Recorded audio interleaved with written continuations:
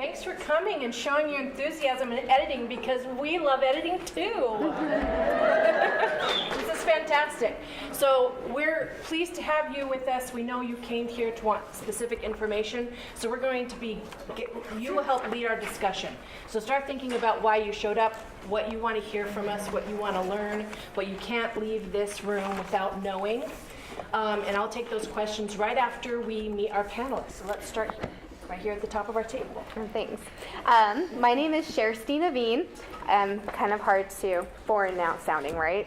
Not foreign looking, but that's me. I run a writer therapy publication studio, and I have been a freelance editor for 13 years.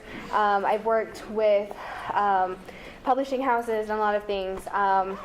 And right now, let's see, my client list includes New York Times bestselling authors and Hollywood actors and Hollywood scriptwriters and kind of all across the board. And I do developmental editing. So that's me. Come on in, Dee. We are of twin hearts. I too am a developmental editor. I'm the owner and head editor of the Manuscript Doctor. And that's what we're all about. We're teaching storytelling and writing, and not just writing with those comments, although that's important too. Okay, and my name is Susan Chang. I'm a senior editor at Tor, and I acquire and edit for Starscape Middle Grade and Tor Teen Young Adult. And I do a lot of editing on my titles, sometimes to the chagrin of my authors. I'm Jim Minz. I'm executive editor at Bain Books.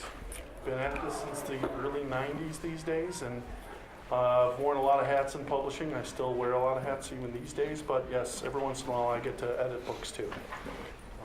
Great. Dene, why don't you tell us about... I'm Dene. And you made it. I did get my glasses out finally because they wrote it so small I couldn't tell where I was supposed to go. All I saw was a B. Well, tell us about yourself, and then I was going to grab some questions from our audience, if that's okay. That would be great. Okay. All right, so I am Dene Low. I have a PhD in rhetoric and composition. And I've been grading papers for over 20 years. Yeah, I need that.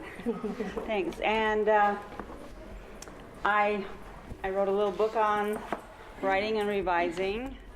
And I have done a lot of editing. I was a newspaper editor for a number of months, actually. That got too much. And I have some definite ideas about editing and what I like and what I don't like and what's helpful and what isn't helpful. So a lot of that is very subjective. So I'm looking forward to learning from you. Excellent. Okay, guys, what do you want to hear from us? Yes? So, all authors have blind spots. Is there a way in which you can help us find our blind spots from the editor's perspective? Great question. In the back. Me, right? Yes. So I've never done a full-on revision before. How do you approach it? What does it look like? And what kind of strategies can you use to not get overwhelmed? Great. Yes. Adam. What's the best way to utilize a freelance editor to polish up your manuscript before submitting to a publishing house? Great. Yes, in the back. Does the editing process work more for storyline or beauty of expression? Okay. Over here. What are some good questions to ask yourself before you send it off for querying? Or To ask ready yourself. for? To prepare yourself for the query. Yeah, so that you know Or when to they write ask the for it, query. you can send it. Say that again. So what are some good questions to go over when you're editing your manuscript to know that it's ready so that when someone asks for it, you can send it off? Okay. It's ready to query. All right. For acquisition editors, when do you want to be pitched to and when do you not want to be pitched to? Great. Over here. Tips for disciplining yourself to save the revision until you've got the story down, instead of revising infinitely and never getting past chapter 5. Very good. The revising black hole. resources for finding a freelance editor who doesn't have such a large client list that they can't do anything for you until next year. Okay. Yes. How do we know how to pick a good editor if they're not like a bestseller or a head of an agency? Like if there's somebody that just says, "Hey, I'm a freelance editor," how do we know whether they're good or not? And then also maybe like just a quick checklist of what are the most common mistakes, like bullet points that I could look over and say yes, yes, no, no. On my own. Yes, way over here in my peripheral vision. Thank you. It might be piggybacking off of what somebody said. I'm not sure if I understood, and if it is, I have a follow-up question I ask. But how do you know when you're done revising? And then another question. Did you know editors chuckle when we see final draft? When they send us a final draft. And then the other question would be, and now it just escaped me. Sorry. Someone else, sorry. Okay, let me know if it pops back in your head. Let me take one more. Yep, the red. Can you describe an ideal or successful draft process? Okay. A draft process or a revision process? Well, the title of the class is editing and the draft process. Draft process. So we better cover the draft process. And she's remembered her follow-up. Excellent. Oh, great. What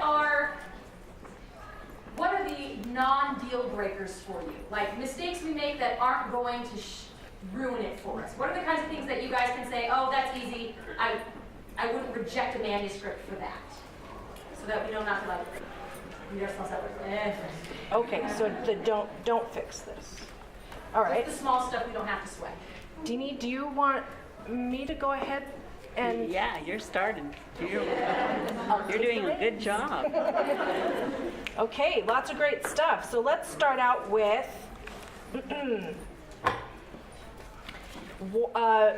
freelance editing versus editors with a publisher. Let's define those two roles first, and then talk about when they are best to bring them into your writing process. Jump in. We won't go down the row or anything. Just make it a discussion. I can say something. Yes. It's been my experience that that editors would really love to have a well-edited manuscript before that you even submit it to them.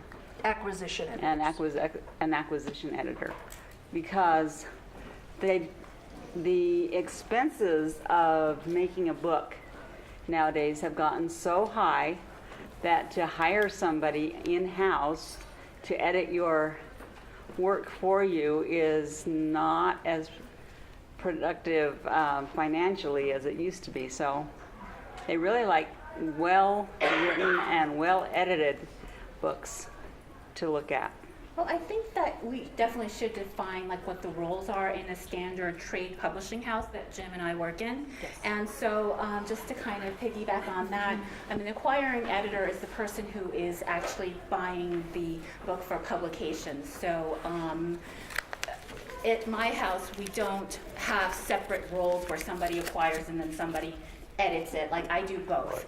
So it's just up to whether I feel that the work is, you know, if I buy it, then I know that I want to publish it, but often I will want to work further with the author, and so it's up to my personal judgment as to whether the effort that I have to put in to make it more commercial, more publishable, more, you know, just to bring it to a higher level. But if it's below the level where if I have to put in a lot of time, that's my personal, like, I'm probably not going to take it on, because to be responsible fiscally to my publisher, I have to kind of spend a lot more time helping market it and like build the author's career. Although I say that, but then I get into these situations where I buy a lot of debut novelists, and then sometimes it takes me several rounds and several drafts, and I do end up, it's not ideal, but I will not let a book go until I'm sure it's the best that the author can make it. So I had a book come out in January that I acquired in like 2015,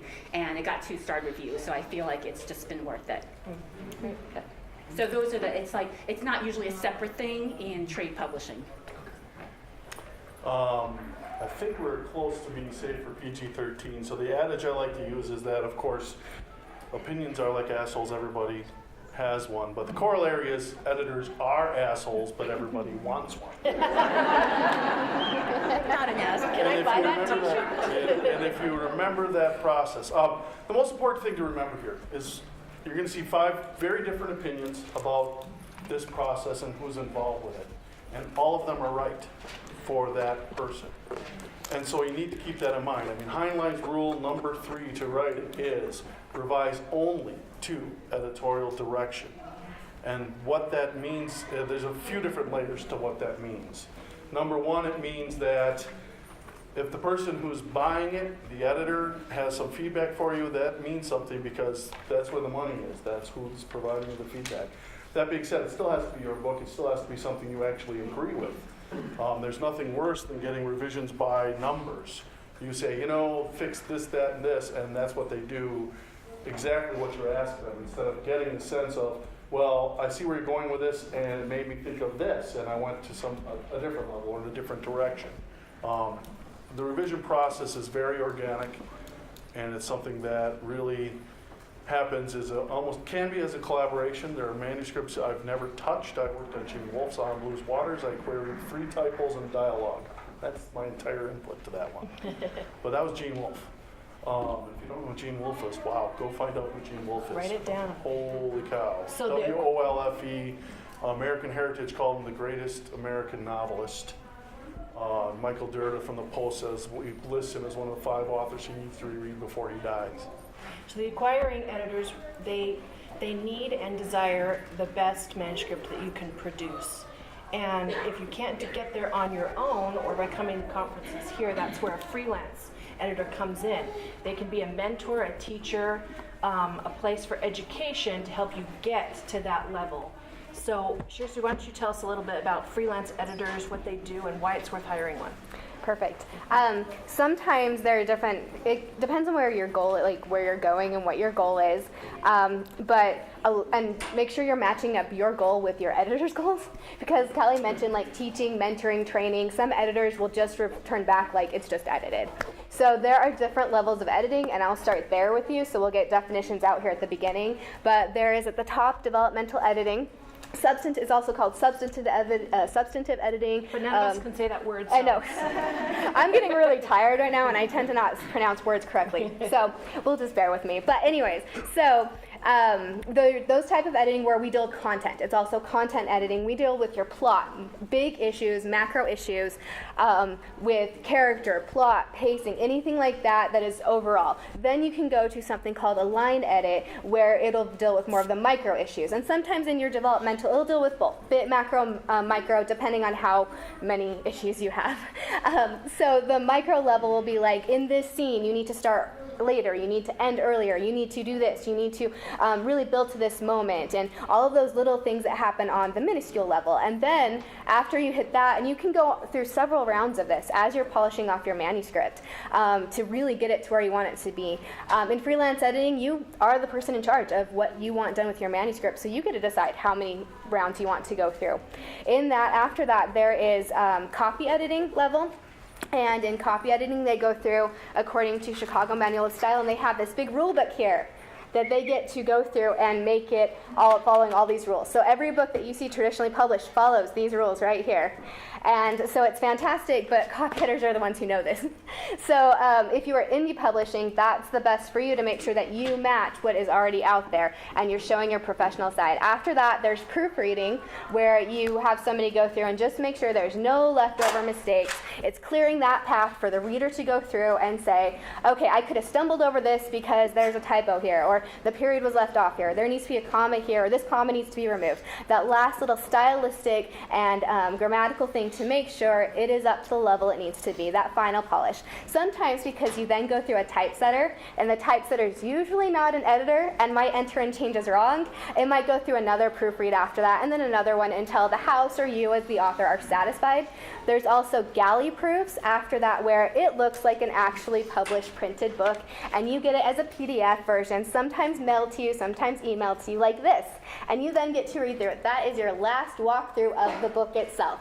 After this point, it will be published. And so any minor changes happen at that stage to make sure there are no mistakes, because everyone's found a book that's had a mistake in it, right? To our embarrassment, but it happens.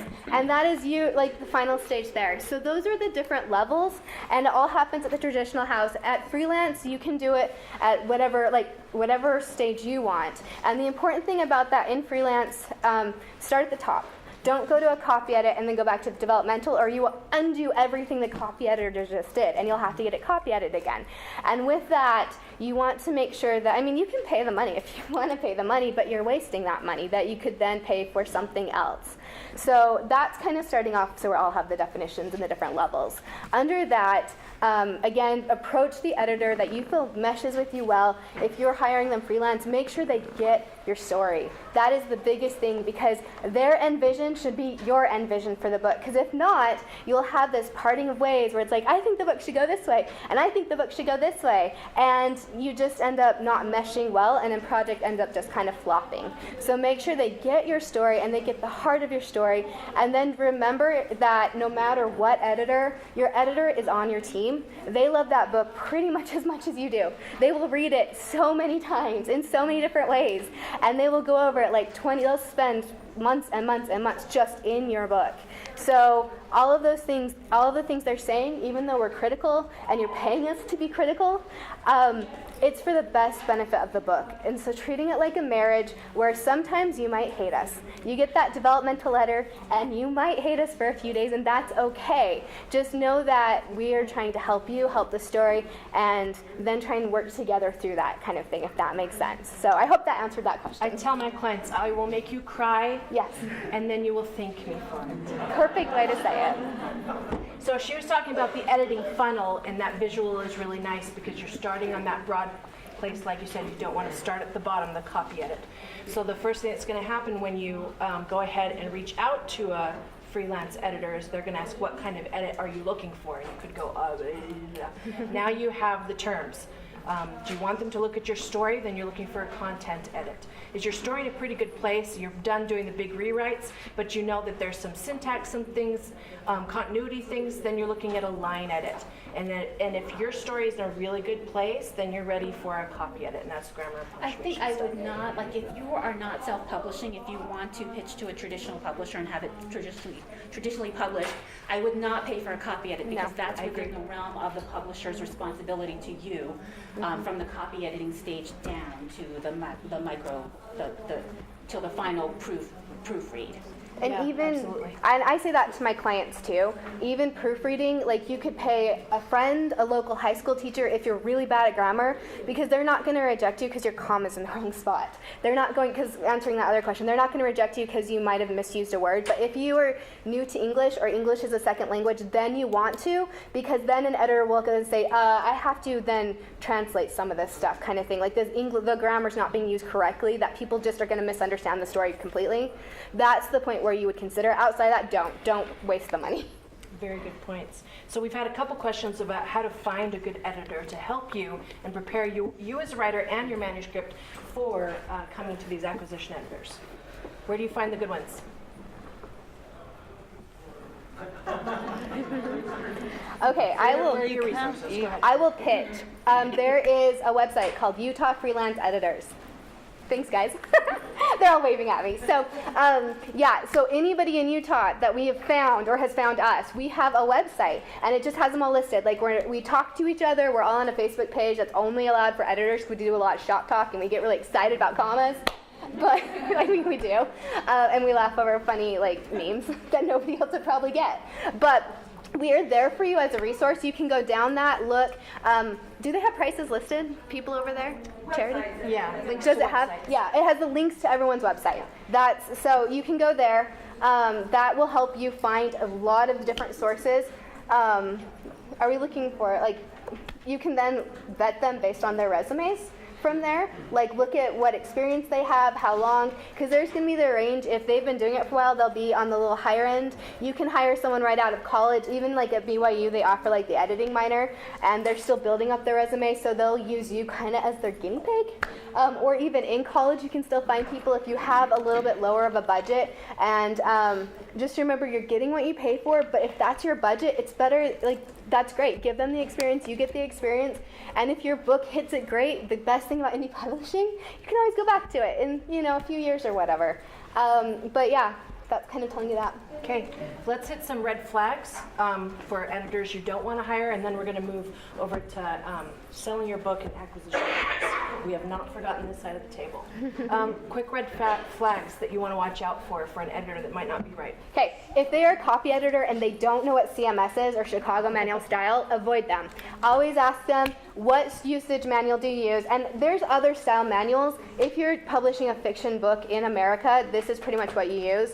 If you're publishing a newspaper, they do something else. So make sure they have a style manual they use, and make sure they have a dictionary preference. It'll probably be Merriam-Webster's Collegiate Dictionary, because that's also usually what they use in publishing. But then other people have some preferences and stuff. And even at houses, they'll have that. Ask them if they use a style sheet. Ask them if, and this is again for copy editing, ask them, or if they don't have any of that, or if they don't have, like, if they don't want to share their resume, if they want you to Then run away. Yeah. if they have, I don't know, hidden fees in a way, like make sure everything's up front and, you know, that kind of stuff. Vet them out. Ask, you can talk to their clients. Samples should be free. Samples do not pay for a sample. Yeah. Do not pay. Ask for a sample if they don't already offer it to you. They can offer you samples of stuff they've already done, which they should have permission of their other clients for, and they can offer you samples of your work. I'm currently too busy, so if I do a sample, it takes me about 3 weeks to get back to you, which is really long. A lot of editors will just do it back right away, but everyone should give you about a 5 to 10 page sample depending on their preference, and that will give you, it'll also give you their style, because every editor has a style of what they're doing. Thank you. Okay, great. So let's say you've gone through a freelance editor, you've gone through the education process, and you feel really good about your manuscript. You're ready to sell it, you've come to a conference, and you know that there's pitch sessions that you can pay for and have set aside time to talk to our acquisition editors, but what about when they're just in a conference? How do you like being treated? Give us the do's and don'ts. Like a Greek god. Gifts are appreciated. A few different things to talk about here. One, very sound advice, especially in terms of if you're going in the self-publishing route, you must get some kind of editorial feedback, whether it's freelance, writers group, something like that. And you must definitely go through the copy editing and proofreading process if it's something you're doing on a self-publishing basis, because you don't want to just slap out your own words without any kind of feedback, any kind of polish, any kind of work like that. So starting out with, no one's read this but my mother, but it is the next Harry Potter is not a good way to go. Right. Okay. That being said, I can also say that, come October, it's going to be 25 years I've worked in publishing, and I've never acquired something that came from a freelance editor. But that's just my personal experience. Don't get me wrong. You need to get feedback. You need to try and work on revising your manuscript, but every book has its own story and how it got to be published.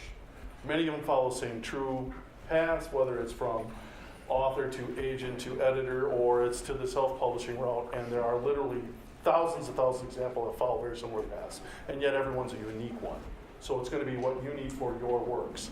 Now when it comes to pitch sessions, for me, I almost could care less, because if you could really pitch me a book, I'll hire you to do my radio spots. Whether or not you've actually written a story and are a storyteller I want to be invested in is what matters. It's all in the writing. Well, the only thing that can happen for a pitch session from my perspective is whether it's right or not for Bain, and a big picture-wise. I mean, if you're writing paranormal romance, that's not Bain.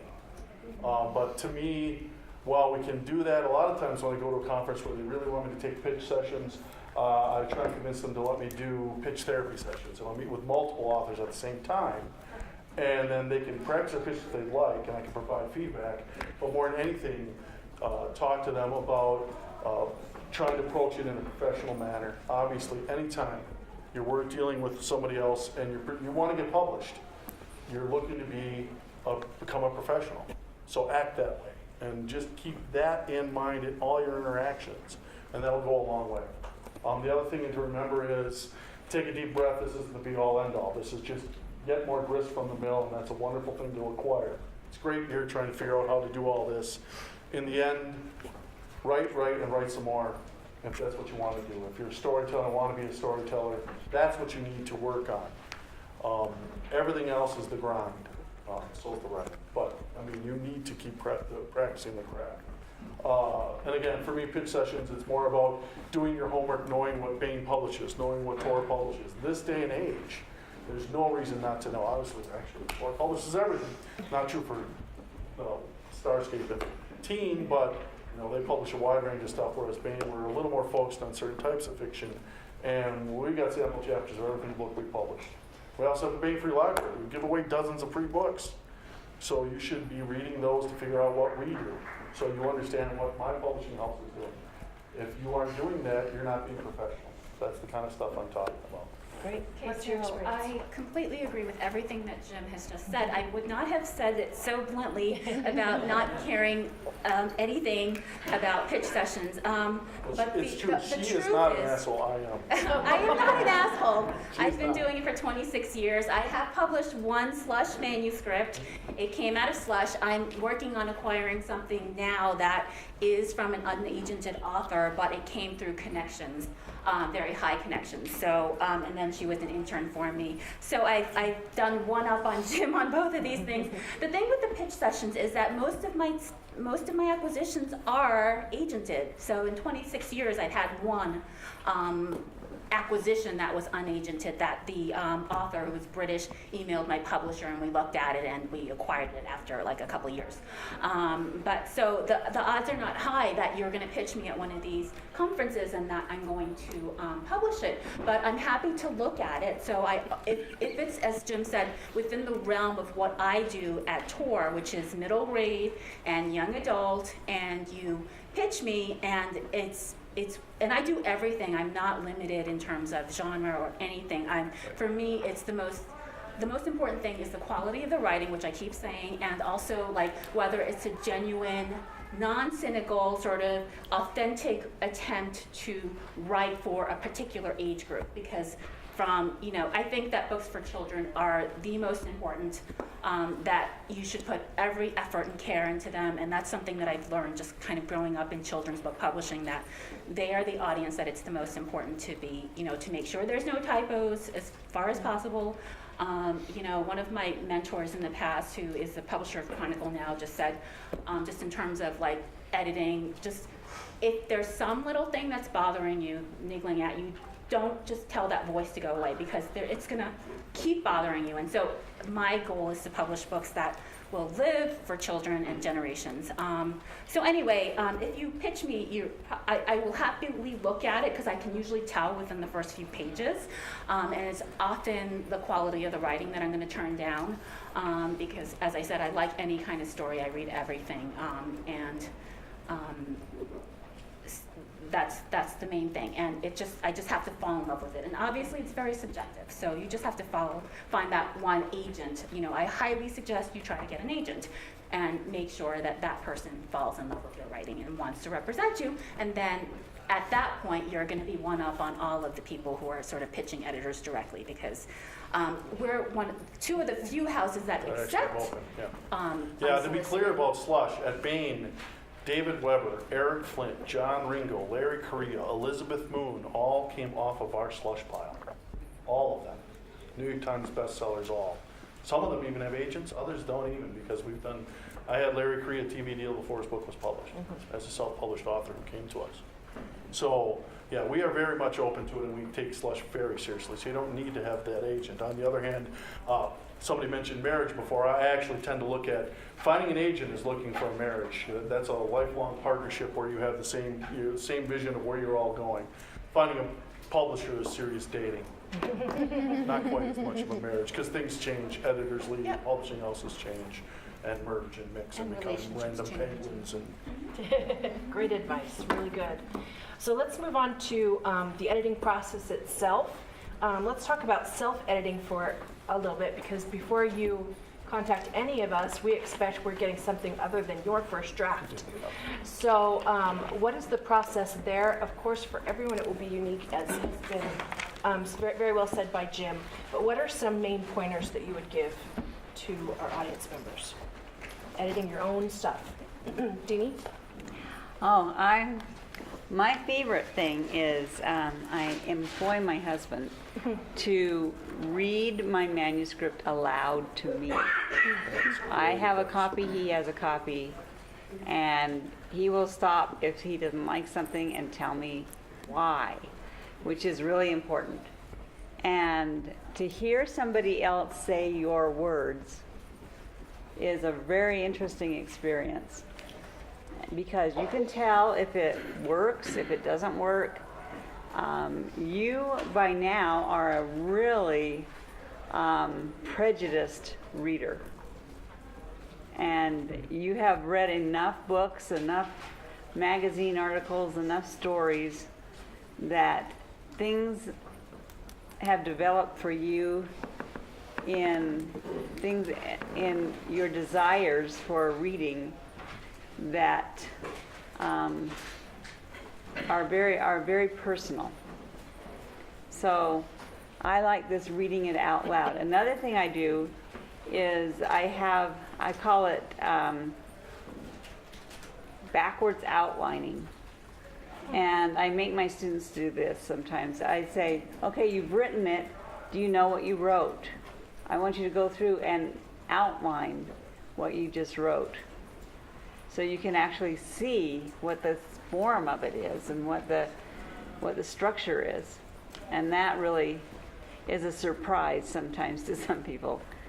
So you really need to know what you have and understand how it works. That's actually my first step to every manuscript that I acquire. When I sit down to edit it, that's the first thing I do is outline it. Yep, me too. And I'll say in terms of the read aloud advice, I mean, that is absolutely key for revision. And if you're not lucky enough to have such a patient spouse, read it aloud yourself. I mean, you will discover where you catch on the turns of phrase and stuff so much better if you just read it aloud. As a huge part of the revision process, I think. Every manuscript should have that happen to it before it's submitted anywhere. Great advice. Someone mentioned having a little bit of separation from your manuscript. Stephen King on writing. Everyone should have read it, read it again if you've already read it. He suggests 6 weeks between finishing the end, step away, put it in a drawer, don't look at it, and then come back. Go write something else. Homer said to wait 9 years, but We can't all be Homer. no, but that doesn't work all the time. Is that between every revision or just between the first draft and then when you start revising? There's no hard and fast rule. Find out what works for you, but that's what he said after his first draft. Yeah, you might be able to get away with, playing Years of War for 3 days nonstop is enough to scrub your brain. Yeah. But the point is coming to it completely fresh. I mean, it's so easy to skip over your own mistakes when you've been working on it and working on it and working on it. Also, I would recommend printing it up, but I am an old fuddy-duddy and I do a much better job when I work on a physical copy of anything. While I look at electronic submissions, if I'm editing, it's going to be in hand. And I do a much better job. That being said, I didn't grow up with the notion of editing text on screen. So I realize that I may be becoming a dinosaur, but I think most folks actually do spot more in print, but not everybody. We've got a couple of terrific copy editors that work electronic only. A tip we use to change the brain, especially if you've edited it more than once, is to change the font. Yeah. I'll write in a serif font and edit in a sans serif font, but everyone has their own things. Never sans serif. Sorry. Very hard on the eye. Yes. But yeah, It works electronically, not in print. Yeah, I agree. Well, something I want to throw out there is that a lot of you might be searching for steps, like what's step 1, so what's step 2, and find what works for you. Everyone has their own process, and then not only that, but as you keep writing and revising, your process will change because you're growing as a writer. So at first, I would suggest make a list of all of the big pointers, like characterization, pacing, plot, like all of those things that people always talk about, and then look through your manuscript once for that, and then look through it for the other thing. Look for specific things, but in between those, look at professionally published books. Like, look at those ones and your favorite books and say, well, how did they handle character? How did this dialogue? And take a highlighter and go through and say, okay, and now how do I apply that kind of technique to my book of let's go through and change dialogue a little bit and learn what you can, and then do that. And you'll find that, 5 years later, you do it all in one step, and then all of a sudden you move to the next step and it's all done because you're just already growing in that. And not only that, but you'll start to do much cleaner drafts because it's innate into what you're doing, and it's coming out that way. Some really great things I recommend to people is the fantasy fiction formula. It's great for any speculative fiction, but it's also just a great craft book. She's a writing teacher as well as a fantasy published author. And she has fantastic, it's just great. It starts at page 1, and it's how to write a book, how to do that. There's a section at the end on revising where she gives you 10 steps that you can try out, see how it works for you, and then adjust. There's some beginner self-editing books on okay, these are the steps, let's take you through each thing. These are these two that are, these are what I recommend too. They work well together if you buy them both because they're missing things individually. But those ones, it's self-editing for fiction writers and revision and self-editing techniques. And I'll have these up here. You can come take a picture of them after. But if you're beyond that, if you're still looking for ways to revise and you're looking for more advanced craft, Stephen James has a really good one where he takes you through each technique. And it will just be 4 pages, but it'll say, okay, if you have this problem, here's the problem, here's the solution. And it's really, really good on advanced technique and zeroing in on the craft stuff.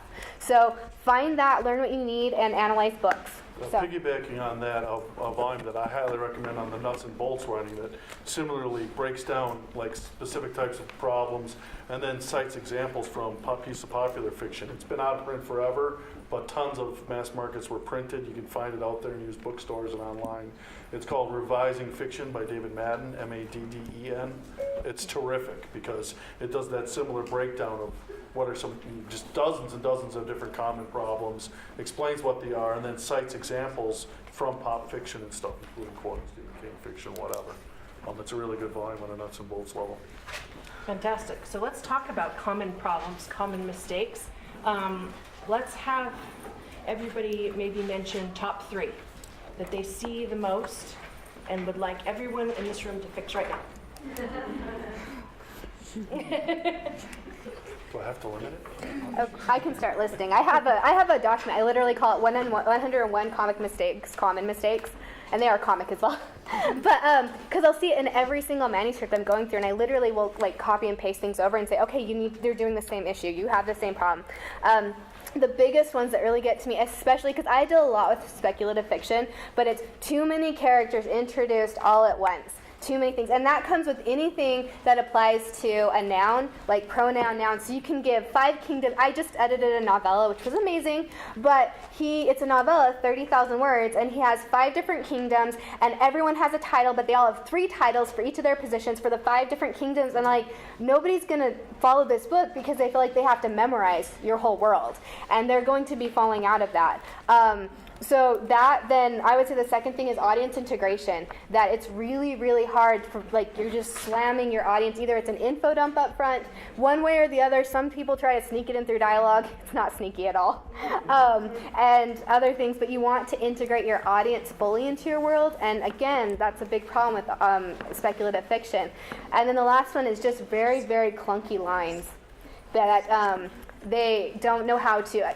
Dialogue tags is probably the biggest one on the top of that list, but they'll do this whole paragraph and at the very end put their dialogue tag, and it's you have no idea who's speaking in that whole paragraph because there are 5 people in the room, or whatever it is, or forgetting a dialogue tag, or little things like that where it ends up being a lot of work on the editor's end to go and fix that or point it out, and it's just they didn't learn that type of technique, and those are the common mistakes I see. I have a handout for dialogue tags alone where I'm here, read this, and then you'll become an expert. So, yeah.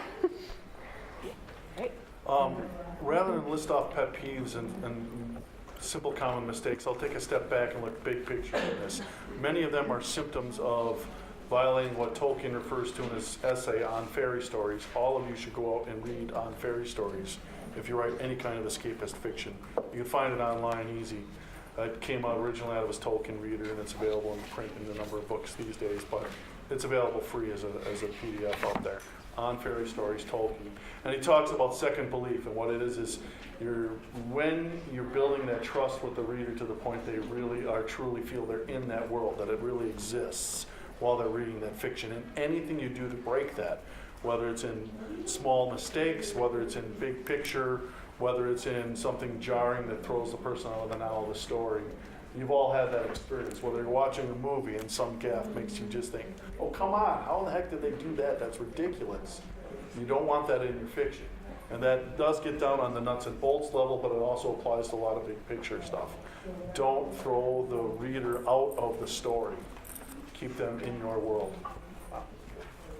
I was going to just say on that too, since I grade a lot of papers, I have, graded tens of thousands of papers. A lot of people don't know what words mean. And when they use the wrong... Literally, they don't know what those words mean. That's absolutely that in true. a literal sense. And it's really annoying.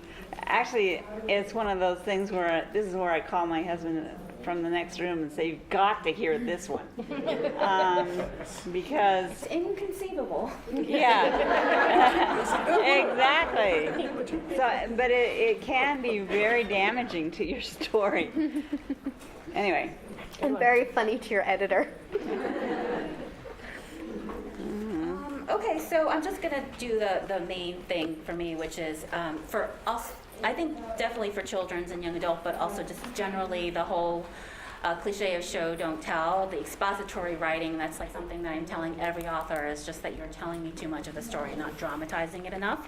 A pet peeve is if you're trying to write a YA book and you're using a lot of slang and like what you think is teen speak, and even if you do it well, it will be dated, and if your goal is to keep your book in print and not have it just disappear, like Princess Diaries is one of my favorite books, but when you read that now, it's very dated because of all the pop culture. So I just tend to advise all of my authors to edit that out as much as possible because I don't want you to say, oh, this was written in 2005. And this is just a very specific pet peeve, which is first-person present tense storytelling for teen fiction, because a lot of people think For any fiction. that's what they need to do, and it can be very grating, it can all sound the same, and it's very hard to pull off present tense. And first person. And first person, and it's very limiting. So I would just say, if you were a newbie writer, why make things hard on yourself? If that's your natural voice and you do it well, great. But traditional past tense, third person, that could be a good place to start. It depends on the story. It's very specific. It just The real depends. danger for first person for new writers is that separation from the author and the character. That the character is not just you. The beard, yes.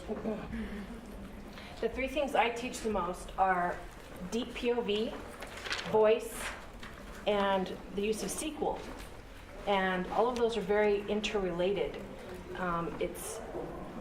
It's breaking down information and making it personal to the character, similar to what you said, taking exposition that is just she did this, and you can't hear me. Oh, let me speak louder then. I shall put on my theater voice. And so taking information and turning into storytelling. And we do that through character voice. They are telling the story. The vocabulary and words that they choose to use make it unique. And so the information becomes interesting.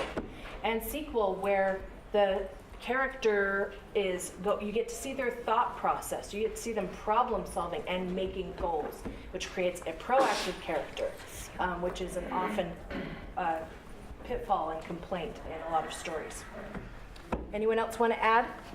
well, I have one more pet peeve. Okay, it's when something just doesn't fit in that type of story or that genre or that time period, and people have been making good profits off of keeping things out of the right time period. If you look at Knight's Tale or something like that, that just drives me crazy. But that was done purposefully. I can argue with you about that. I know, it was done purposely. And the other thing that they did, they've been doing, is using very modern music with medieval type stuff, which also drives me crazy. But Well, I agree that the David Bowie number was awesome. Yeah. yeah, well, Sometimes it translates. They did the same. If you want to talk to me about it later. Different panel. I've got a soapbox, it's fine. Different panel. So our time is about up. One question that I think everyone wants to know is when do you know when you've done? When are you ready to send it in? When do you enter query? Who can answer that real quick? Well, actually, I've got, well, one, don't get caught in the revision trap. Somebody had asked about that before. I've got a general piece of advice I give to writers all the time. It's something I learned from Werner Vinge a long time ago, a multiple Hugo Award-winning author. A scene has three purposes. It's advancing the plot, developing the characters, and providing necessary background info. A scene must be doing two of those. It really should be doing all three. If it's not, it either needs to be revised or cut. I use that.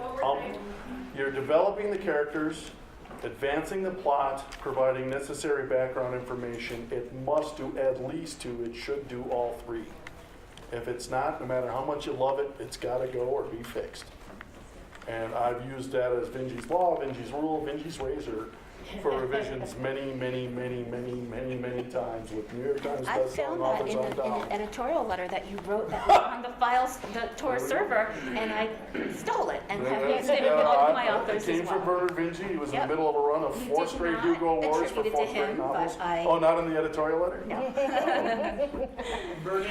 Werner Vinge, V-I-N-G-E. Deepness in the Sky and Fire Upon the Deep is a great place to go, although tons. He's awesome. Great advice. Good luck to you. Keep on working on your craft, and let's give our panelists a hand.